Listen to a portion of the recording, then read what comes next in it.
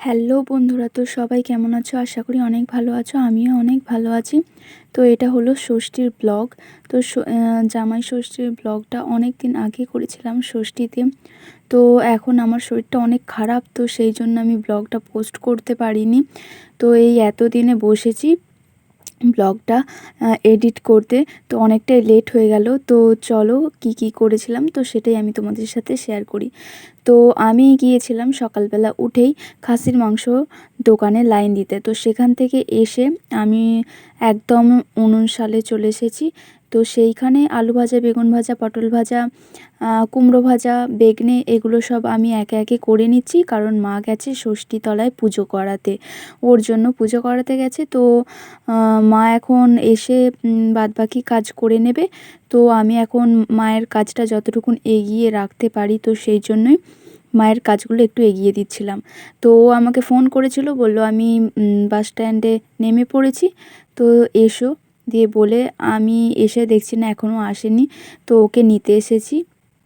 তো ও এখানেতে চিঁড়ে, গুড় এগুলো নিচ্ছে, কারণ ফল, মিষ্টি সব কিছুই নেওয়া হয়ে গেছে। কারণ আমরা যেগুলো কিনবো সেগুলোই হচ্ছে মা আজকের দিনটায় খাবে, মানে ষষ্ঠীর দিনে খাবে। আর ওর কোনো, মানে আমার বরের কোনো এঁটো খাবে না।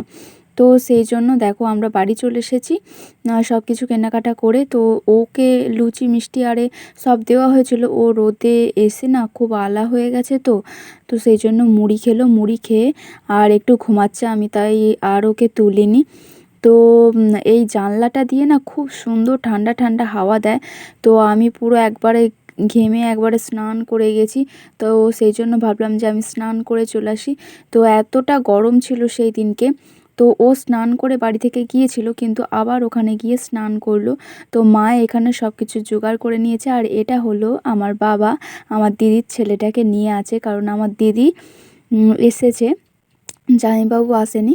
তো এটা হচ্ছে আমার দিদির ছেলে, আম, অনেকটা বড় হয়ে গেছে। ওখানে আমার দিদি দাঁড়িয়ে রয়েছে নীল কালারের শাড়ি পরে। তো ওটাই আমার দিদি, মানে পিসির মেয়ে দিদি। আর এটা হচ্ছে যে জামাইবাবু আসেনি, দিদির ছেলে।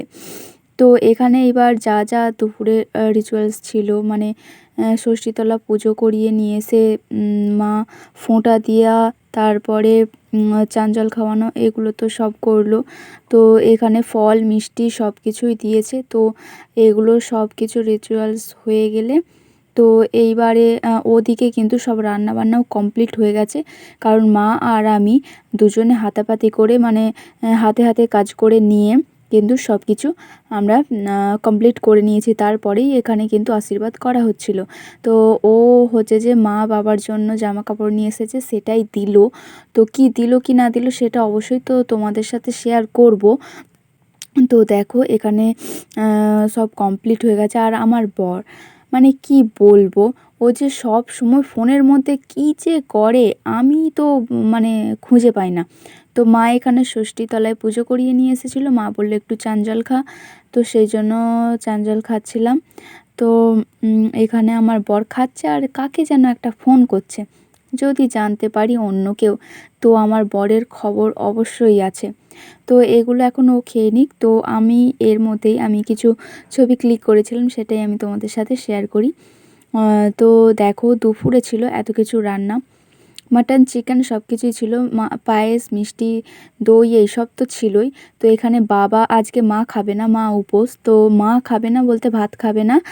আর আমি এখানে, বাবা আর আমি খাসির মাংসর ঝোল দিয়ে দুজন মিলে কিন্তু খেয়ে নিচ্ছি দুপুরবেলা। তো ওর খাওয়া হয়ে গেছে। তো সন্ধেবেলা দেখো এই কাপড় জামাটা মাকে আর বাবাকে দেওয়া হয়েছে। আর মা বাবা দুজনেই আমাকে এই কাপড়টা আর আমার বরকে ওই জামাটা দিয়েছে। তো সন্ধেবেলা এরমভাবে গল্প করতে করতে সারা, মানে সন্ধেটা কেটে গেল। তো এখন রাত্রিবেলা কিন্তু এবার খেয়ে দিয়ে ঘুমাবো। তো ওকে অল্প ভাত নিয়ে এসে দিয়েছি, কারণ ও রাত্রে একদমই ভাত খেতে পারে না। তো তবুও ওখানে যে কিভাবে খেয়ে নেয়। তো এভাবেই সারাটা দিন কেটে গেল। তো ওকে আমি বললাম যে আমাকে একটু খাইয়ে দেবে, তো ও বললো যে এসো খাইয়ে দিচ্ছি। তো এভাবেই কিন্তু সারাটা দিন কেটে গেল। তো আজকের মতো এতটুকুনি, টাটা।